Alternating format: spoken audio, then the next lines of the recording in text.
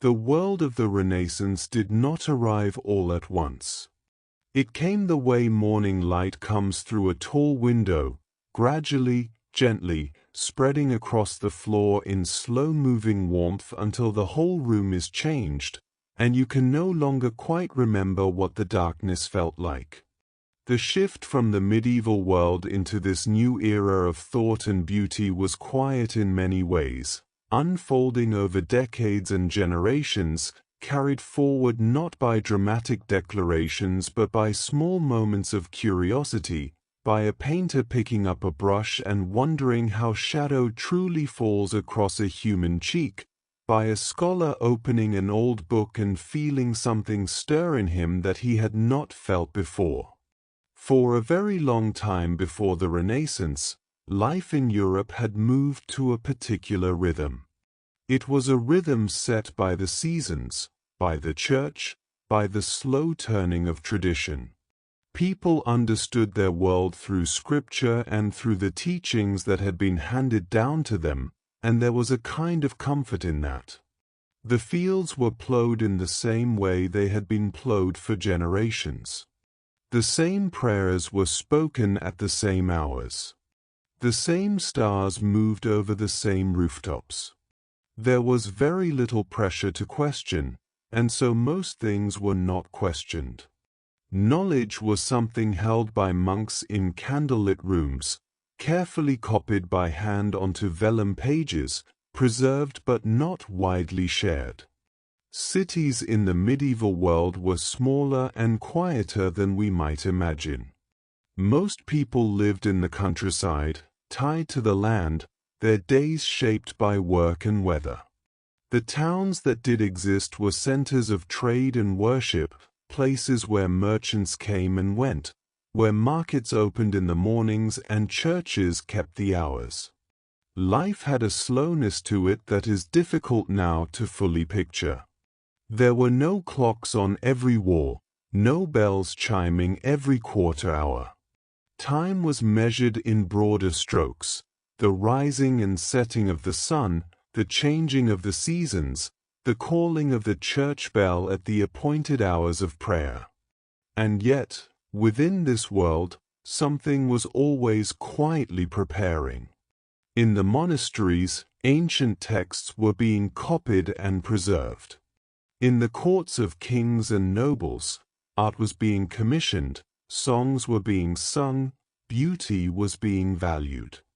Merchants who traveled the trade routes of Europe and beyond were bringing back not just silk and spice but ideas, impressions, glimpses of other ways of seeing and living.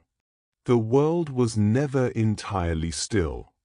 It only appeared so from a distance. The region that would give the Renaissance its earliest and most vivid expression was the northern part of Italy, a collection of city-states rather than a single unified country, each with its own government, its own character, its own particular way of being. Florence, Venice, Milan, Siena, Genoa, these were places of great commercial energy, where wool merchants and bankers and traders had accumulated wealth that needed somewhere to go. Wealth, it turned out, liked beauty.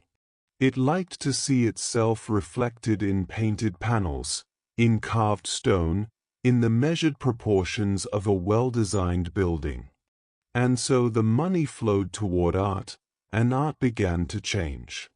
Florence sits in a wide valley in the region of Tuscany, surrounded by gentle hills that soften the horizon in every direction. The city had grown through trade, particularly in wool and cloth, and through the banking activities of its great merchant families. By the time the Renaissance was beginning to gather momentum, Florence had become one of the most prosperous and intellectually alive places in the known world. Its streets were busy with commerce, but they were also busy with conversation, with argument, with the quiet energy of people who were beginning to feel that there was more to the world than what had already been described. The city would have smelled of stone and river water, of fresh bread from the bakeries that opened before dawn, of the dye vats where wool was colored in deep reds and blues. The streets were not wide, they wound between tall, close-set buildings, catching the shade in summer and the chill in winter, opening occasionally into small piazzas where people gathered, where vendors sold fruit and cheese and oil, where children played and old men sat and talked about things they had seen and things they had heard. Life in a city like Florence was lived very much outside, in the streets and squares, among neighbors and strangers. The homes of wealthy Florentine families were substantial buildings, built of pale stone, with thick walls that kept out the summer heat and the winter cold. Inside, the rooms were furnished according to a taste that was slowly, quietly changing.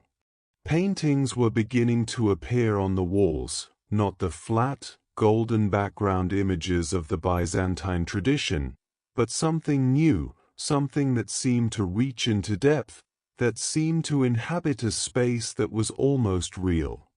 Tables were set with fine cloth and good pottery.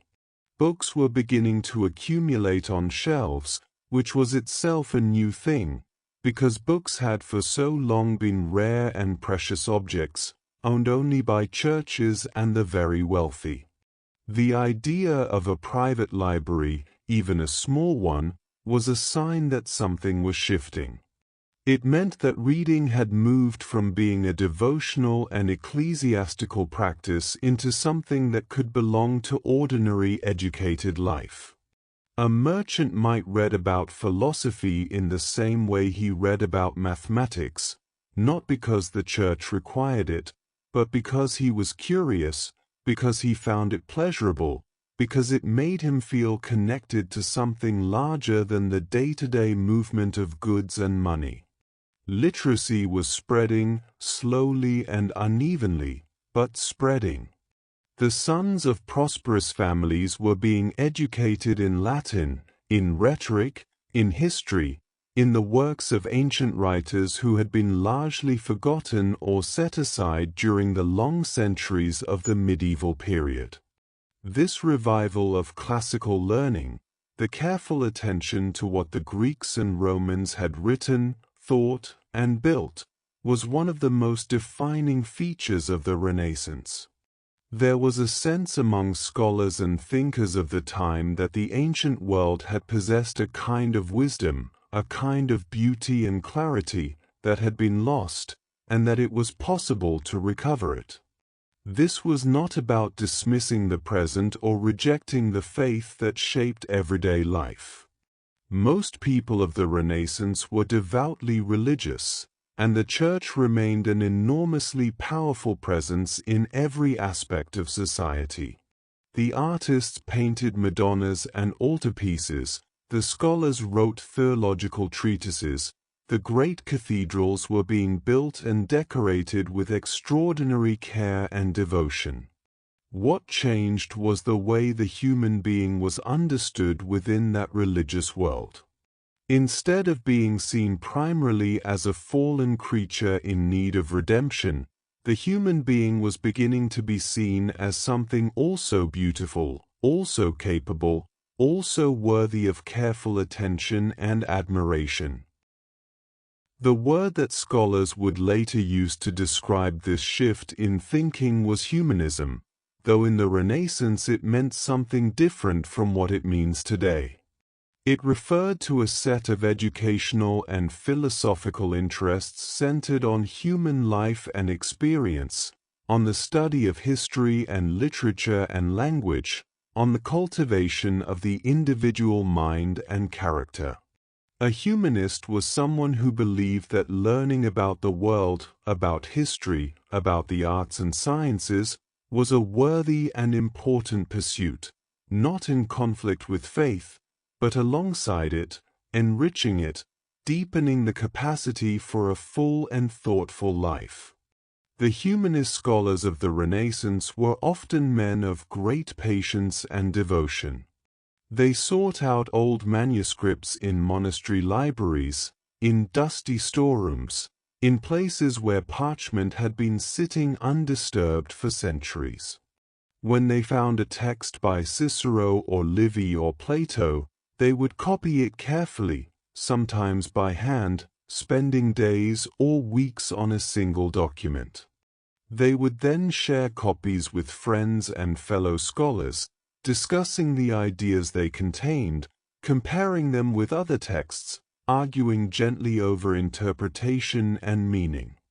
There was something monastic about this work, something slow and deliberate and deeply attentive. The city of Florence had, at its heart during the 15th century, a family whose influence on the cultural life of the Renaissance was enormous. The Medici were bankers, politicians, and patrons, men of extraordinary practical ability who also possessed a genuine love of beauty and learning. Cosimo de' Medici, who came to dominate the city in the early part of the century, was a man of quiet but immense power. He did not hold an official royal title. He operated through diplomacy, through financial influence, through the careful management of relationships. But he also built churches and libraries, collected ancient manuscripts, and invited scholars and artists to gather in his household.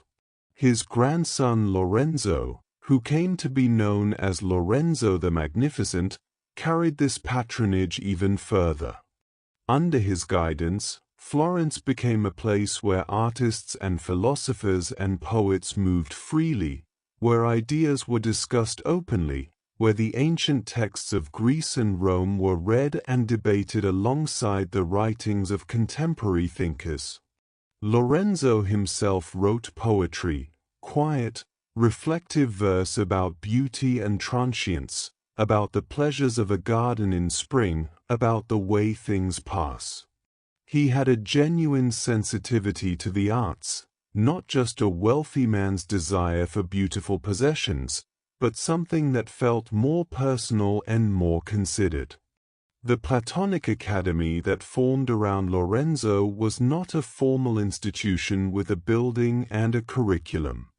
It was more like a gathering, a group of like-minded individuals who came together in the gardens of the Medici villa at Careggi, in the hills above Florence, to read and discuss the works of Plato. They would sit among the trees in the evening, the light softening across the Tuscan hills, and talk about the nature of beauty, about the relationship between the soul and the divine, about what it meant to live a good and examined life. There was something peaceful about these gatherings, something unhurried and generous. The hills around Florence were beautiful in the way that Tuscan hills are always beautiful, rolling gently, covered in olive groves and vineyards, dotted with small farms and the occasional tower of a country estate. The light in that part of Italy has a particular quality, warm and slightly golden, especially in the late afternoon, when it picks out the texture of stone walls and casts long shadows across terraced fields. Artists who painted landscapes in the Renaissance often depicted this kind of scenery in the backgrounds of their works, distant hills softening into haze, roads winding into the middle distance, small figures moving through a world that felt both real and quietly idealized. Painting in the early Renaissance was undergoing a transformation so gradual and so careful that to a contemporary observer it might have seemed almost imperceptible. Artists were looking at the world with new attention. They were studying how objects cast shadows, how light changes the appearance of a surface, how the human body actually looks when standing or sitting or gesturing in a particular way. They were experimenting with perspective, with the mathematical rules by which distant things appear smaller and closer things appear larger, by which the world could be represented on a flat surface in a way that created an illusion of depth. The discovery, or rather the formal codification, of linear perspective was one of the quiet revolutions of the early Renaissance. It had been understood in a practical way by painters and architects for some time, but it was the architect Filippo Brunelleschi who, early in the 15th century, demonstrated it with great precision using a mirror and a painted panel. He showed that if you placed a vanishing point correctly, if you allowed all the lines of a building or a street to converge toward a single point on the horizon, the resulting image would be extraordinarily convincing, extraordinarily real feeling. Leon Battista Alberti, a scholar, an artist and architect of remarkable range, wrote this discovery down in a treatise that other artists could read and apply. And they did. The use of perspective became gradually more widespread, more confident, more sophisticated. Paintings began to have interiors you could imagine walking into, streets you could imagine strolling down, rooms where the ceiling receded at a mathematically consistent angle and the tiles on the floor led your eye back into imagined space. It was a new way of seeing, and it changed painting in ways that would echo forward for centuries. But perspective was only one part of what was happening in Renaissance painting. There was also the matter of the human figure, which artists were beginning to study with fresh and careful eyes. The medieval tradition had not ignored the human body. Religious imagery was full of saints and angels and the figure of Christ, but it had represented the body in a more symbolic, less naturalistic way. Proportions were adjusted to convey spiritual hierarchy rather than physical reality. A holy figure might be larger than the figures around them, not because of their actual size but because of their importance. Faces expressed a generalized spiritual emotion rather than individual character. Renaissance artists began to change this. They looked at actual people. They noticed the way muscles moved beneath skin, the way a person's weight shifts when they stand with one leg slightly bent, the specific and particular way that a real human face looks when it expresses grief or contemplation or gentle joy. They began to study anatomy, to understand the body from the inside out, to know how bones and muscles worked so that they could represent them convincingly on a painted surface. This was not something that happened all at once, and it was not something that every artist pursued with equal intensity. But the direction was clear and slow and steady. The sculptor Donatello, working in Florence in the early 15th century, produced works of such direct and human presence that they stood apart from anything that had come before. His David, a bronze figure of the young biblical hero, had a relaxed, almost casual quality, a naturalism that felt genuinely new. The figure stood as real figures stand, with a slight shift of weight, with a quality of ease and stillness that made it seem not like a symbol but like a person, caught in a moment of quiet rest after some great effort. People who saw it must have felt something they could not quite name, a recognition of something familiar in a form that was meant to represent something sacred. The workshops of Renaissance artists were busy, practical places. A master painter or sculptor would typically have a number of apprentices and assistants who helped prepare materials, grind pigments, stretch canvases, mix plaster, and assist with the actual work of creating paintings and sculptures. Young men, and they were almost always young men, would begin working in a workshop in their early teens, learning the trade through observation and practice, doing the simplest tasks first and gradually being trusted with more complex ones. It was a form of education that was entirely hands-on, entirely practical, entirely embedded in the making of things. The pigments used by Renaissance painters were extraordinary substances, many of them rare and expensive. Ultramarine blue was made from lapis lazuli, a semi-precious stone that came from a single region of what is now Afghanistan, carried along trade routes to the workshops of Italian cities. It was the most expensive pigment available, which is why it was typically reserved for the most important figures in a painting, the Virgin Mary's robe, most often shimmering with a depth of color that seemed to glow from within. Vermilion was made from mercury sulfide, a warm and intense red. Lead white provided the highlights that made skin seem luminous. To grind these pigments, an apprentice would use a muller and a glass or stone slab, working the powder into a fine consistency that could then be mixed with a binding medium. In the medieval period and early Renaissance, egg tempera was the most common medium. The pigment was mixed with the yolk of an egg, which dried quickly and produced a clear, slightly matte finish. Later in the 15th century, oil paint began to spread through Italy, coming largely from the workshops of Flemish painters in the north of Europe. Oil took longer to dry, which meant the painter could blend colors more smoothly, create more gradual transitions between light and shadow, achieve a softness and depth that tempera did not allow. This was a technical change that had profound aesthetic consequences. The Flemish painters of the early 15th century, working in the cities of Bruges and Ghent and Brussels, were developing their own remarkable tradition of careful, luminous painting at the same time as the Italians were pursuing their particular interests.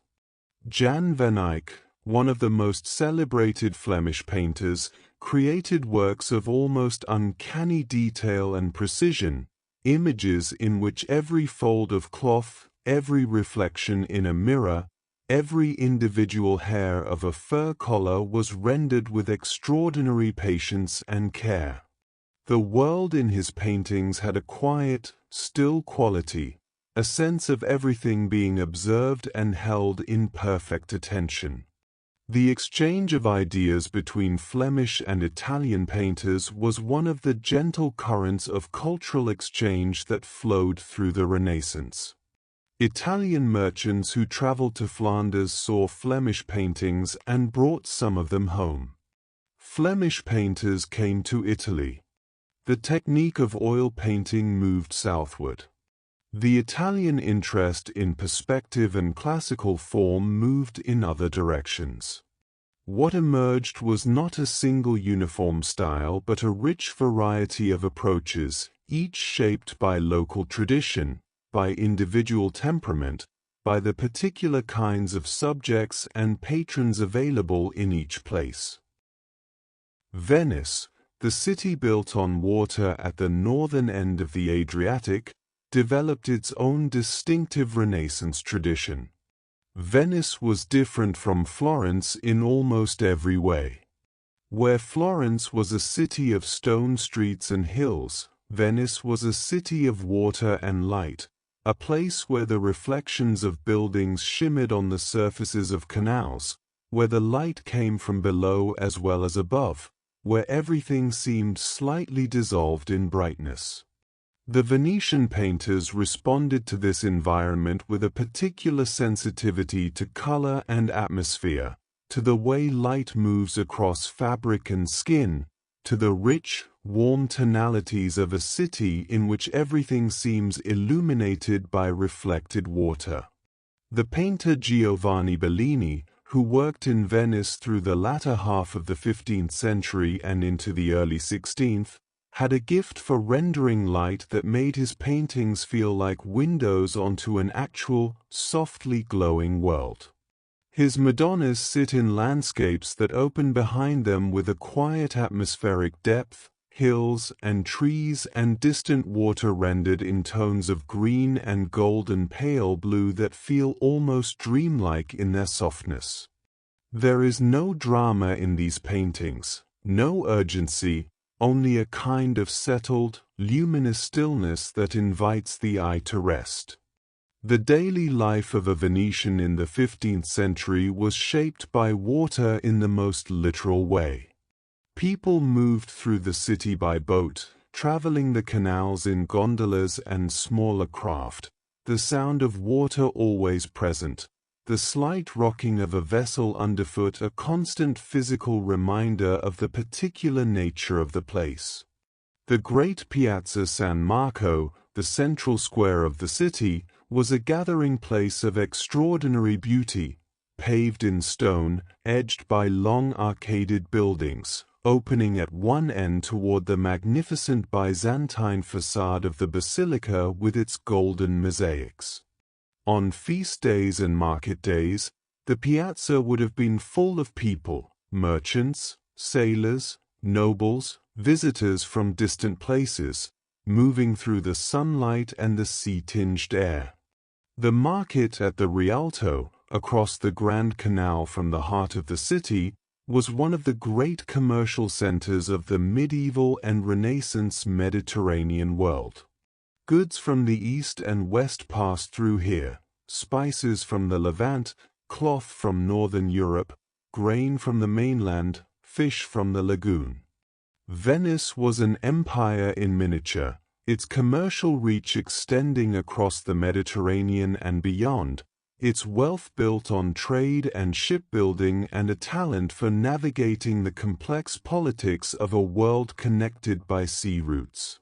The Arsenal of Venice, the great shipyard where the Venetian fleet was built and maintained, was one of the largest industrial complexes in Europe, a place where hundreds of workers labored in organized assembly, building galleys and merchant vessels with a speed and efficiency that amazed visitors. The ships that emerged from the arsenal carried Venetian goods and Venetian power across the seas. They also carried Venetian art, Venetian glass, Venetian fashions, the products of a culture that had learned to express itself beautifully. Venetian glass, made on the island of Murano just north of the city, was famous across Europe for its delicacy and beauty. The glassmakers of Murano developed techniques for creating glass of extraordinary thinness and clarity, for adding color in swirling patterns, for producing filigree work of breathtaking intricacy. A Venetian glass goblet sitting on a table would catch the light and hold it, throw it back in small colored fragments, make even a simple meal feel like something celebrated. The glassmakers guarded their techniques carefully. Leaving Murano was discouraged. Taking the secrets of their craft elsewhere was treated as a serious offense, but the glass itself traveled everywhere, carried by merchants and diplomats and travelers as gifts and luxury goods. The clothing of wealthy Renaissance Italians was itself a kind of art. Florentine silk and Venetian brocade were among the most prized fabrics in Europe, woven with patterns of extraordinary complexity, pomegranates and peacock feathers and interlacing vines in deep reds and blues and greens, sometimes shot through with gold thread that caught the light as a person moved. A wealthy woman's dress might represent months of work by skilled weavers, the final garment both a practical object and a statement about the wealth and taste of the family that commissioned it. Portraits, which became increasingly common in the Renaissance, give us glimpses of how these garments looked when they were worn by actual people. A portrait by a Venetian or Florentine master of the 15th century will often show the sitter in clothing of great beauty, sleeves of embroidered silk, a collar of fine lace, a necklace of pearls or gold. The sitter looks out at us across 5 or 6 centuries with an expression of quiet composure, the face rendered in careful detail, the eyes meeting ours with a kind of direct, individual presence that was new in European painting. We feel, looking at these portraits, that we are looking at a person, not a type, someone specific, with their own history and their own inner life. This sense of the individual, of the particular human being as worthy of close attention and representation, was one of the defining currents of Renaissance thought. The medieval tradition had tended to understand human beings primarily in terms of their role and their place in a divine order. The Renaissance did not abandon this understanding, but it added something to it, a curiosity about individual character, individual talent, individual experience. The idea that a person could cultivate themselves through education and effort, could shape their own character as well as their circumstances, was beginning to take hold. This cultivation took many forms. Music was one of them. Renaissance courts and wealthy households employed musicians who composed and performed for the entertainment and spiritual enrichment of those who heard them. The music of the Renaissance had a particular quality of clarity and balance, polyphonic music in which several voices wove together in careful harmony, each maintaining its own melodic line while contributing to a whole that was greater than any single part. To listen to a Renaissance motet or madrigal is to hear something that feels both ancient and remarkably present, as if the human voice has found a way of moving through air that captures something essential about the experience of being alive. Singing was something that educated people were expected to be able to do. The ability to read music, to participate in a part song or a madrigal, was part of the social equipment of a well-brought-up young man or woman of the Renaissance. Music was made at home as well as in churches and courts, played on lutes and violas, sung in small groups after dinner, enjoyed as a form of both entertainment and personal cultivation. There is something touching about this image, people gathering in an evening, candlelight on their faces, voices rising and weaving together in the harmonies of a song that was composed perhaps a generation earlier, perhaps in another city entirely. The lute was the most domestic and personal of Renaissance instruments, a pear-shaped instrument with a rounded back and a neck that angled back at its head, strung with gut strings that required constant attention and careful tuning. Learning to play the lute was a long and patient process, requiring not just technical skill but a sensitivity to tone and rhythm that came only with long practice. A skilled lutenist could produce music of great tenderness and subtlety, the notes falling into a quiet room like drops of water into a still surface, each one distinct, each one contributing to a pattern that unfolded slowly over time. Gardens were another form of cultivation that the Renaissance took seriously. The gardens of Italian villas were designed with the same attention to proportion and order that architects brought to buildings, the same interest in the relationship between human intention and natural form that painters brought to their landscapes. Paths were laid out in regular patterns. Hedges were trimmed into precise geometric shapes. Fountains moved water through stone channels, filling the air with a soft, continuous sound. Fruit trees were espaliered against warm walls. Roses and jasmine grew on pergolas, their fragrance settling in the still summer air. To walk through a well-designed Renaissance garden was to move through a space that had been thought about with care, a space that offered shade and coolness, that arranged plants and water and stone in ways that pleased the eye without overwhelming it. There was nothing wild here, nothing untamed. Or rather, the wildness had been acknowledged and gently shaped into something that felt harmonious, something that reflected the humanist belief that nature and reason could coexist, that the natural world was not something to be subdued but something to be understood and worked with. The villas of Tuscany and the Veneto, built by wealthy families as retreats from the heat and business of city life, were designed with this relationship between architecture and landscape in mind. Leon Battista Alberti, who wrote about so many things with equal intelligence and care, also wrote about architecture, and his ideas shaped how buildings of the Renaissance were conceived and constructed.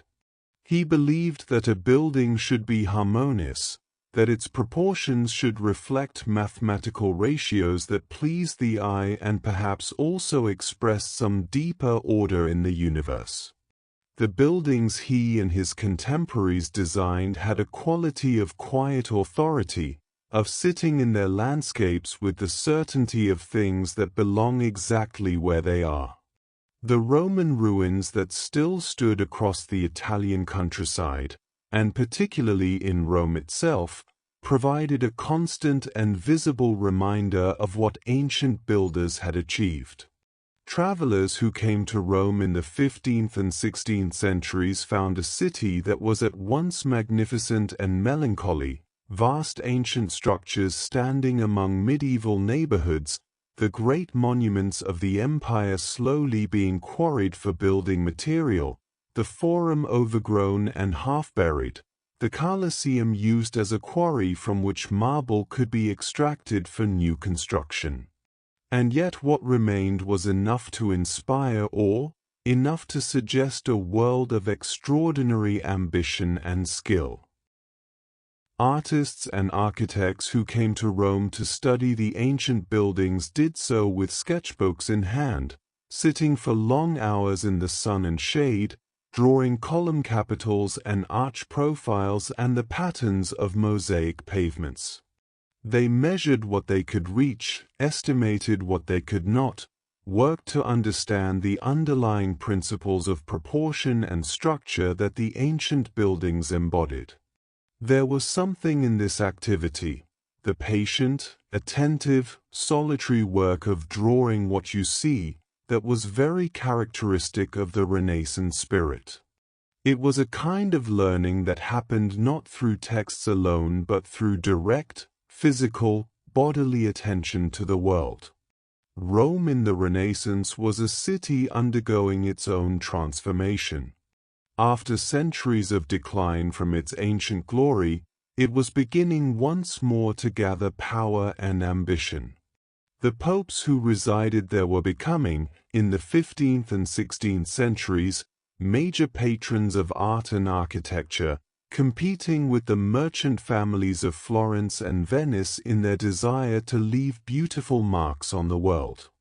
Nicholas V, who became pope in 1447, had grand plans for the rebuilding of Rome, for restoring its ancient monuments, for creating new churches and palaces that would reflect the dignity of the papacy and the richness of the Christian tradition. His successors continued this work, with varying degrees of success and varying degrees of financial prudence. The commission to decorate the ceiling of the Sistine Chapel, given to Michelangelo by Pope Julius II in 1508, was the beginning of one of the longest and most remarkable individual creative projects in Western art.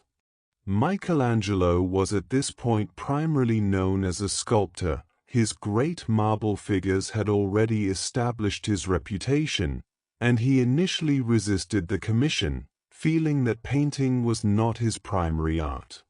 But he accepted, and spent the next 4 years lying on scaffolding in the dim chapel, painting the vast ceiling with scenes from the book of Genesis and figures of extraordinary power and beauty. The work he produced was not the result of excited inspiration but of enormous patience and physical endurance. The scale of the ceiling was formidable. The technical challenges of fresco, painting on wet plaster, which required working quickly before the surface dried, which did not allow for extensive revision, demanded both precision and decisiveness. And the sheer physical strain of working overhead, with paint dripping onto his face, with his neck and back aching from the contorted positions the work required, must have been considerable. He wrote about it in a poem, describing his body bent and twisted, his face turned upward like a Syrian carpet, his brush marking the vault above him with effort and care.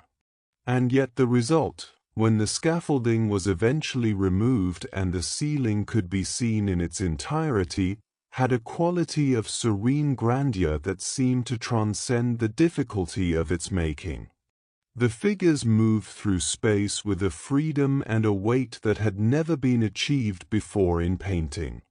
The colors, blues and greens and ochres and soft reds, had a luminosity that filled the space of the chapel with something that felt at once human and elevated.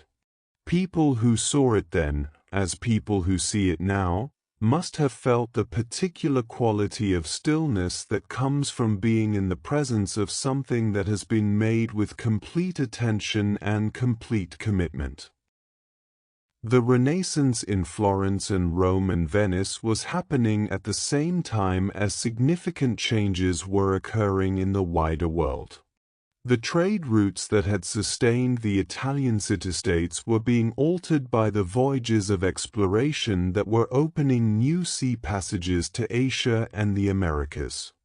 The balance of commercial power in Europe was beginning to shift, slowly but unmistakably, away from the Mediterranean cities and toward the Atlantic powers, Spain, Portugal, England, the Netherlands. The printing press, invented by Johannes Gutenberg in the middle of the 15th century, was changing the way knowledge moved through the world. The printing press deserves its own quiet contemplation. Before it existed, books were made by hand, one at a time, each one the result of weeks or months of patient scribal labor. The number of books in the world was therefore limited, and access to them was restricted to those wealthy enough to buy them or fortunate enough to belong to institutions that owned them. After the press, books could be produced in quantities that had never been possible before.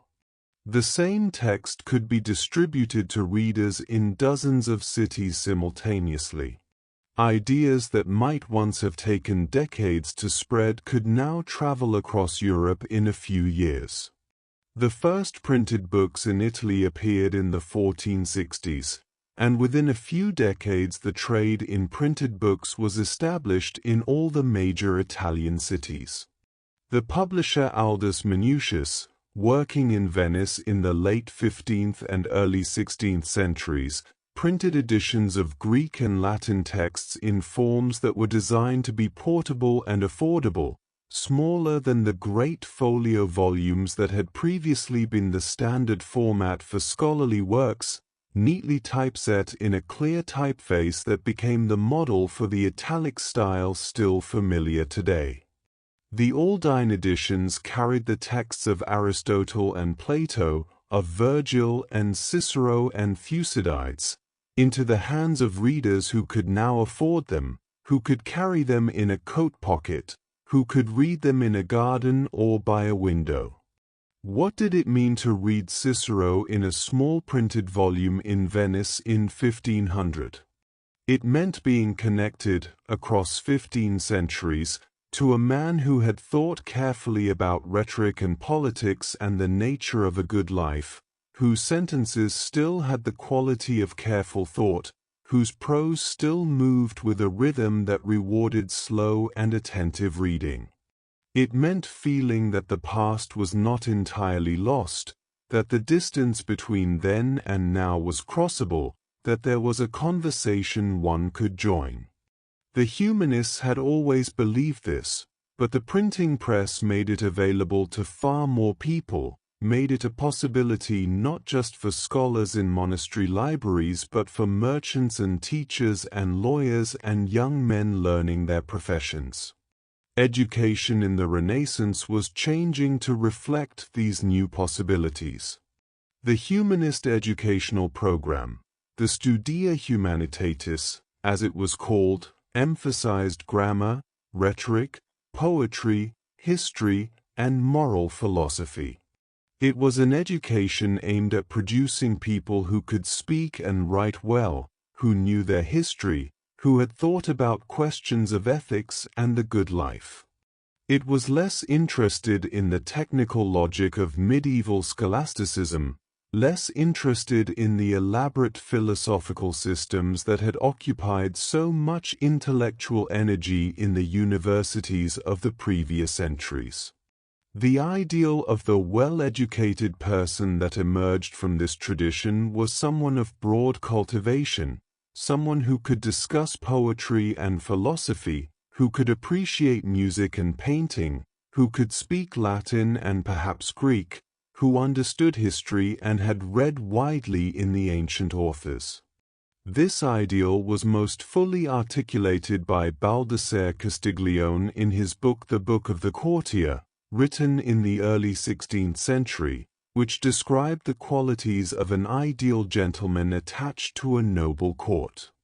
The gentleman of Castiglione's imagining was not just learned but graceful, someone who wore his accomplishments lightly, who achieved difficult things with an apparent ease that concealed the effort behind them.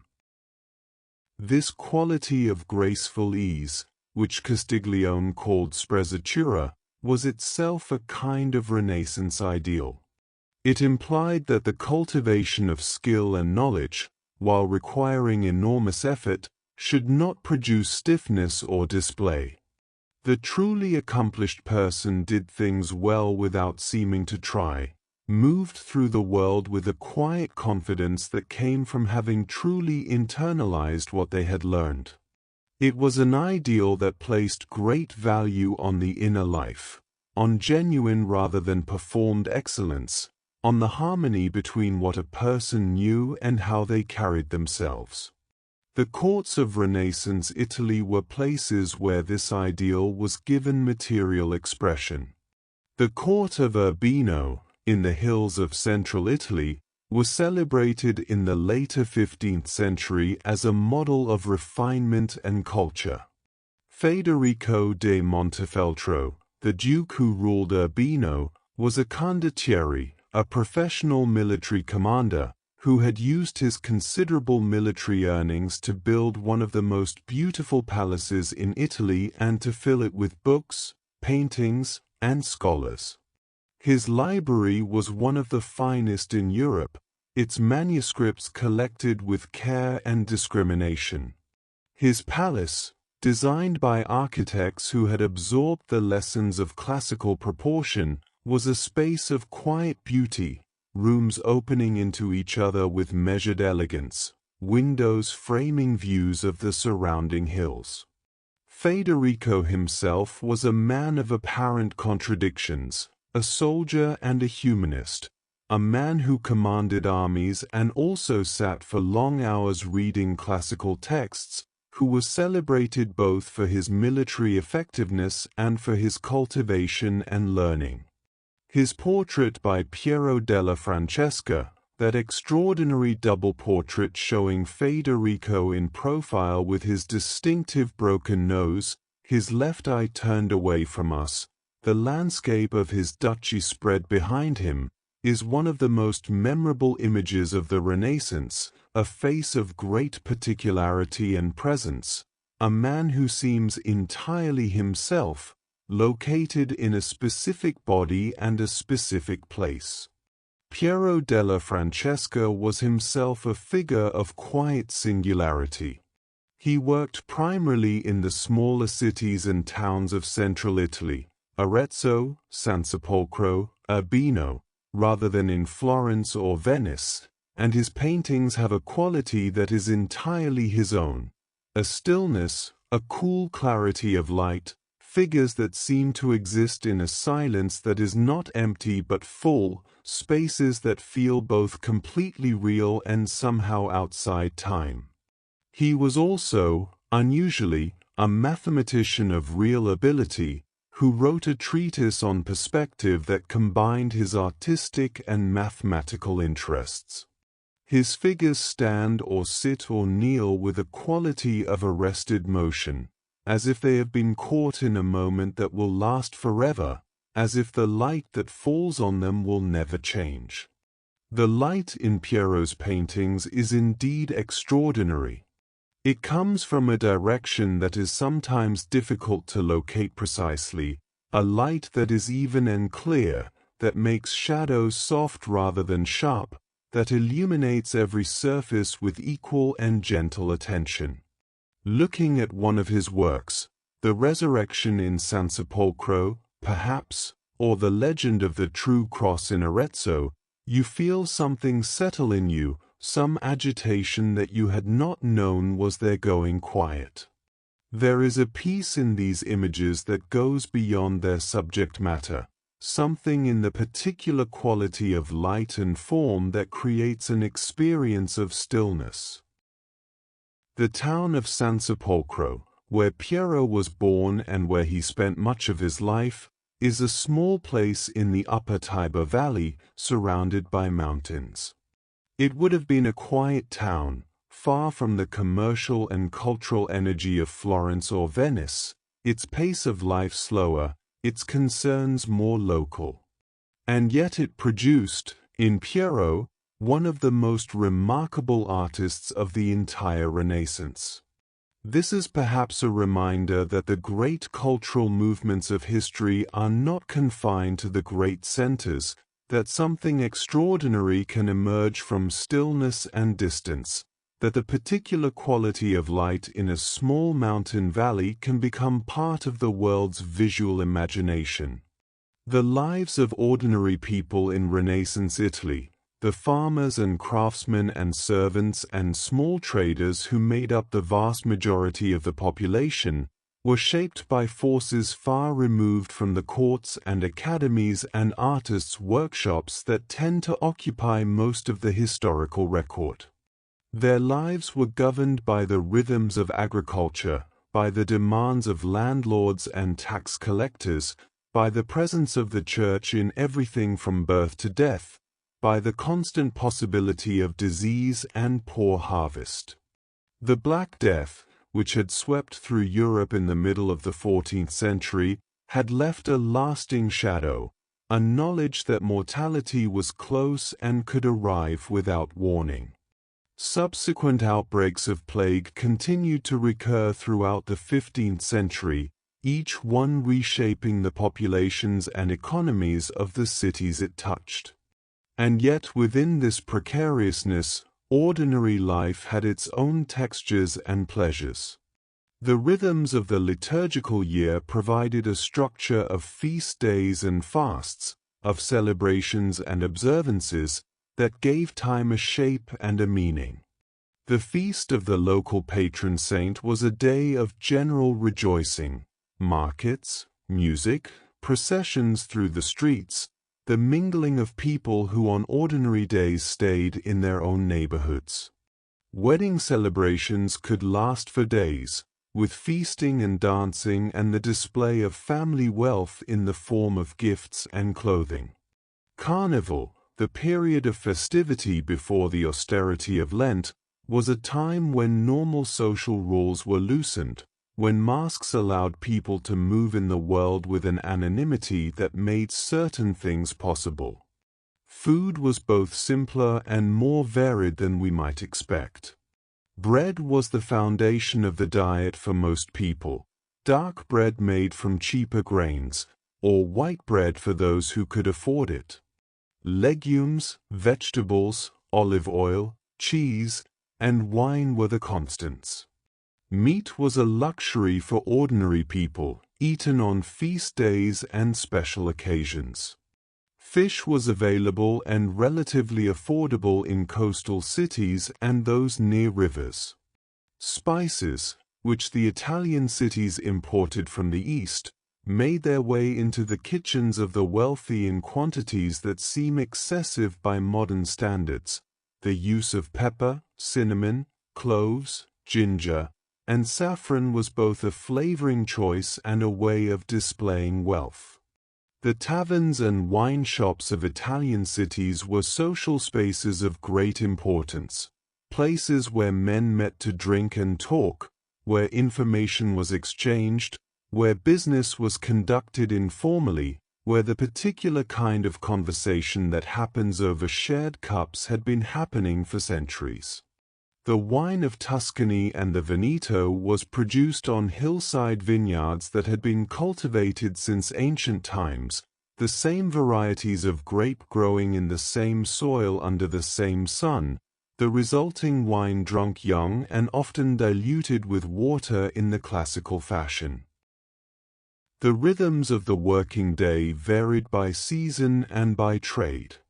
Craftsmen in the cities, the shoemakers and carpenters and weavers and smiths who filled the streets of Florence and Venice and Rome with the sounds of their labor, typically began work at or before dawn and continued through the hours of daylight, with a midday break in the heat of summer.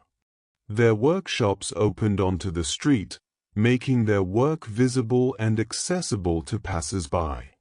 The sounds of the city, hammering and sawing, the calls of vendors, the rolling of carts on stone, the bells of nearby churches marking the canonical hours, were the constant acoustic environment of urban life.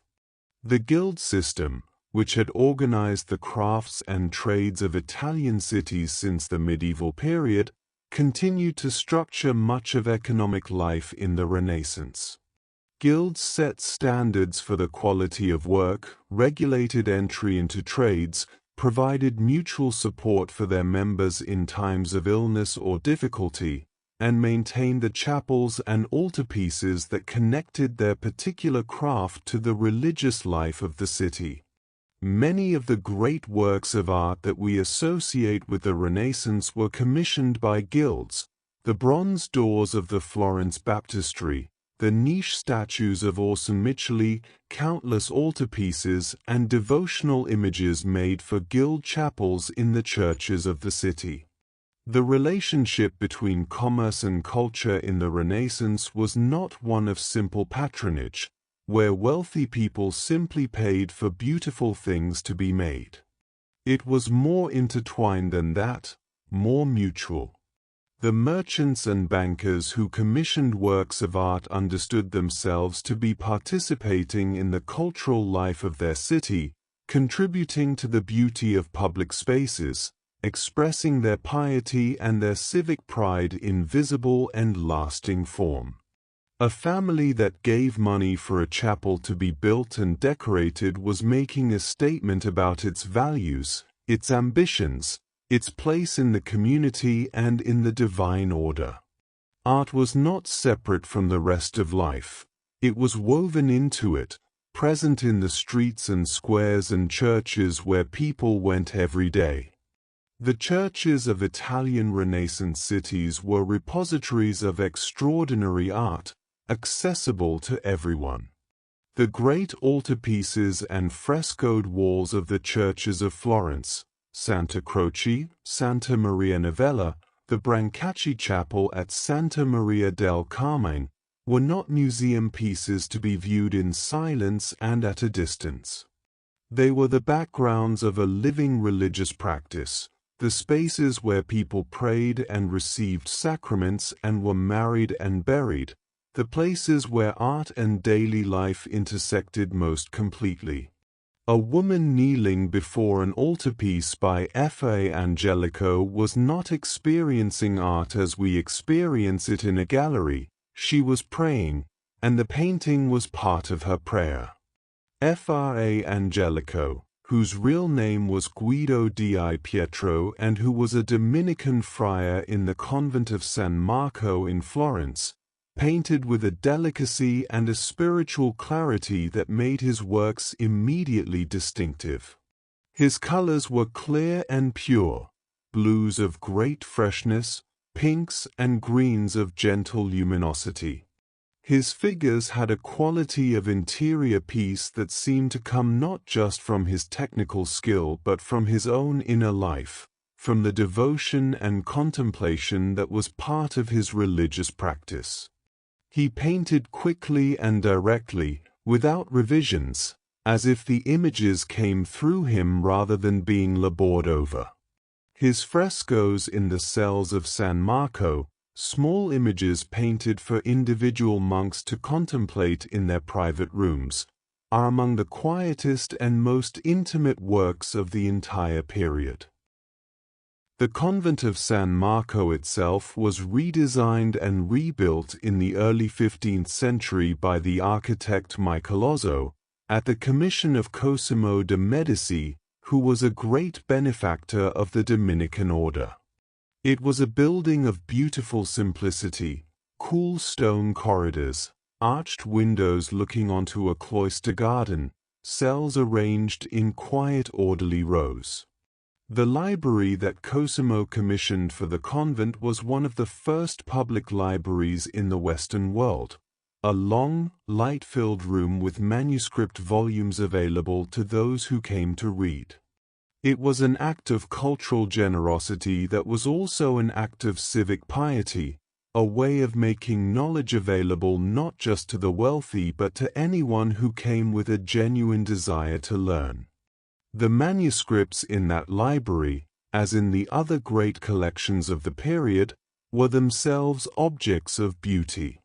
The scribes who copied them worked with great care, their handwriting clear and regular, often in the humanist script that had been developed as part of the revival of classical learning, a round, legible hand modeled on the scripts of the early medieval period, which were themselves believed to be ancient. The pages were sometimes illuminated, the first letters of sections decorated with small painted scenes or with elaborate ornamental borders in gold and blue. A manuscript book from the Renaissance is a thing of extraordinary beauty, the parchment or paper soft with age, the writing sure and steady, the illumination still bright after centuries. As printing gradually replaced the manuscript, the aesthetic of the printed page was shaped by the memory of the manuscript. Early printers worked hard to make their products look like fine manuscripts, using high-quality paper, designing typefaces that recalled the best scribal hands, leaving spaces for illuminated initials that could be added by hand after printing. Gradually, the printed page developed its own aesthetic, one that was less individual and more regular than the manuscript but that had its own kind of quiet beauty, the even spacing of set type, the consistent whiteness of well-made paper, the clarity of a well-designed page. The spread of printing had profound effects on the way knowledge was organized and presented. When a text existed in a single manuscript copy, or even in a few dozen manuscript copies, there was no guarantee that all copies were identical. Scribes made errors, made changes, sometimes improved what they copied. When a text was set in type and printed in an edition of 500 or 1,000 copies, all those copies were identical. This standardization made it possible to refer precisely to a page number, to compare what one person read with what another read, to build scholarship on a stable textual foundation. Knowledge became, in a new sense, shared, not just transmitted from person to person but held in common, available to anyone who could obtain a copy. The scientific revolution that would transform European thought in the 16th and 17th centuries had its roots in the same humanist curiosity that had shaped the Renaissance. The careful observation of the natural world, the interest in mathematics, the willingness to question received authority, these intellectual habits, developed in the culture of the Renaissance, would eventually produce the new astronomy of Copernicus and Galileo, the new anatomy of Vesalius, the new physics of Newton. But in the Renaissance itself, these developments were still far in the future, and the characteristic intellectual stance was less one of system building than of accumulation, the gathering of knowledge, the description of what could be seen, the making of careful observations. Leonardo da Vinci is the figure who most completely embodies this Renaissance quality of observation. He was born in 1452 in the small town of Vinci, near Florence, the illegitimate son of a notary, and he trained in the workshop of the painter and sculptor Andrea del Verrocchio.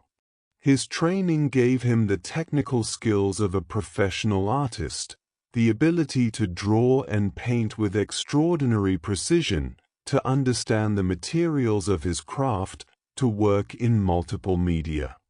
But what drove him beyond technical accomplishment was an insatiable curiosity about how things worked, about why the world looked the way it did, about the underlying structures and principles that governed everything from the flight of birds to the flow of water to the anatomy of the human body.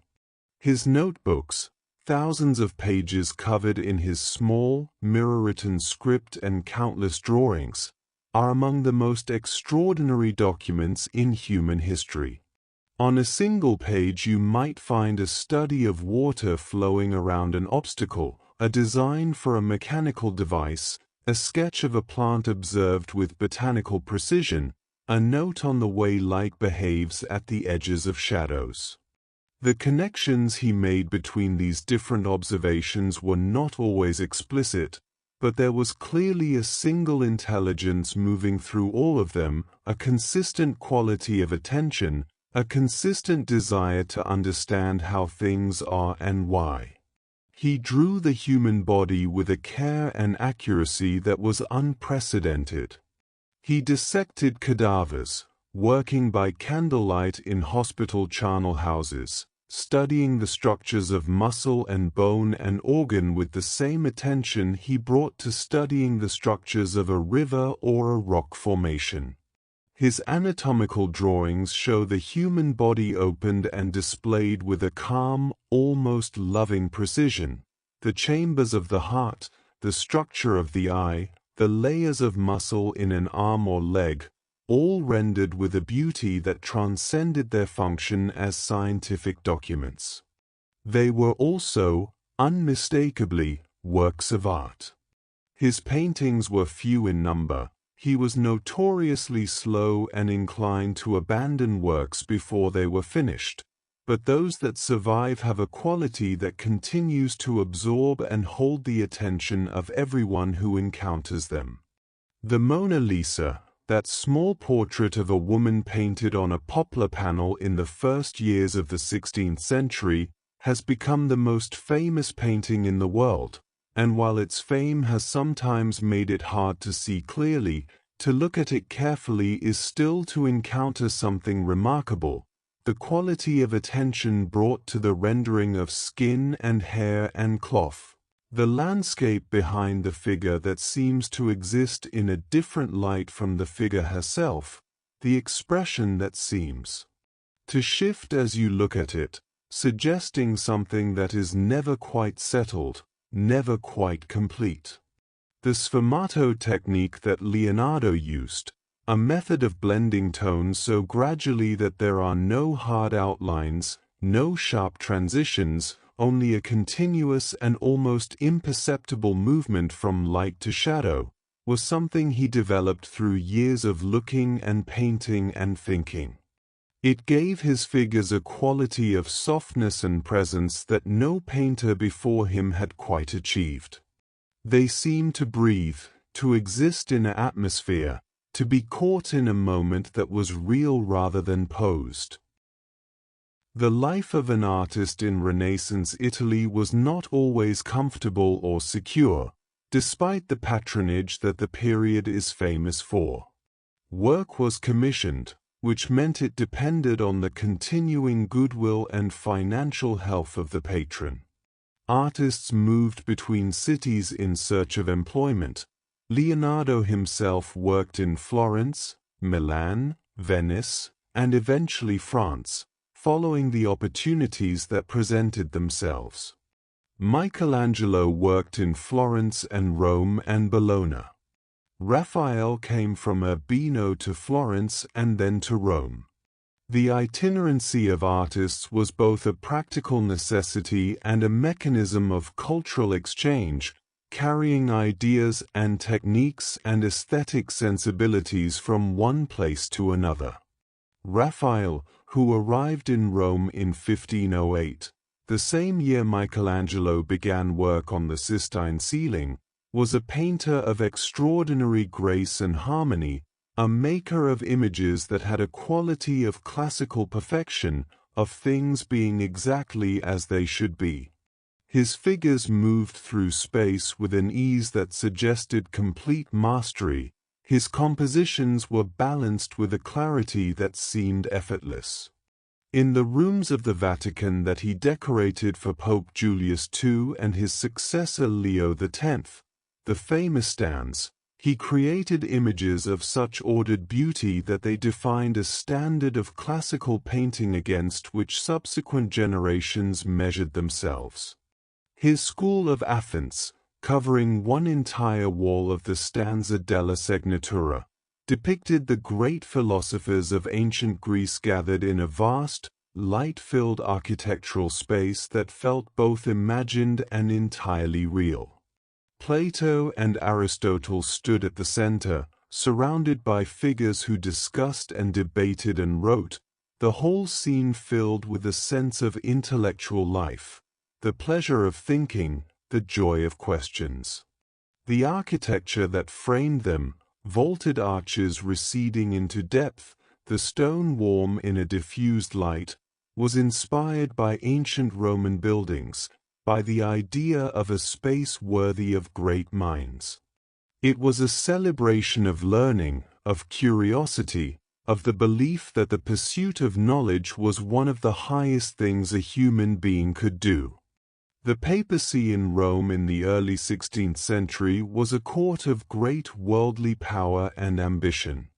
Pope Julius II, the warrior pope, as he was called, was a man of formidable energy and will, who commanded armies as well as commissioning art, who rebuilt St. Peter's Basilica from its ancient foundations on a scale that dwarfed anything that had been built for centuries.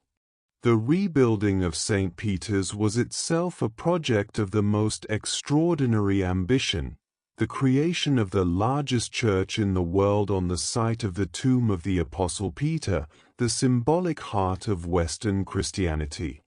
Donato Bramante, the architect who designed the new St. Peter's in its initial form, conceived a building of absolute symmetry and monumental scale, a central plan structure with a great dome at its center, inspired by the ancient Pantheon, expressing in architectural form the Renaissance belief in mathematical proportion and classical order. His design was modified by later architects, including Michelangelo, who took over the project in his old age and redesigned the dome, giving it the particular shape that still dominates the Roman skyline.